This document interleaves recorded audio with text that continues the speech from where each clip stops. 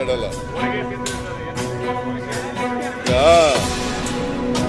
ನಮ್ಮ ಲಕ್ಷ್ಮೀ ಹೆಬ್ಬಾಳ್ಕರ್ ಅವರು ಅಕ್ಕ ತಾಯಿ ಅವ್ರಿಗೆ ನಮ್ಮ ಸರ್ಕಾರದಿಂದ ಗೃಹಲಕ್ಷ್ಮಿ ಯೋಜನೆ ಈಗ 10 ತಿಂಗಳಿಂದ ಅವರಿಗೆ ಸಿಕ್ಕಿದೆ. ಆಗಸ್ಟ್ ತಿಂಗಳಿಂದ ನಾವು ಈಗ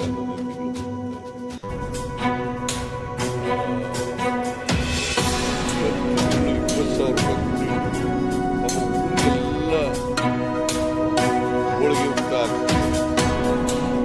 ಅವ್ರಿಗೇನು ಅಂತಂದ್ರೆ ಬಡವರಿಗೆ ಕೊಡ್ತಾ ಇದ್ದೀವಿ, ಬಡವರ ಹಣನ ಬಡವರಿಗೆ ನನಗೂ ಒಬ್ಬಟ್ಟು ಹೋಳಿಗೆ ತಗೊಂಡು ಈಗ ಸುತ್ತಟ್ಟಿಯವರು ರಾಯಬಾಗ್ ತಾಲೂಕು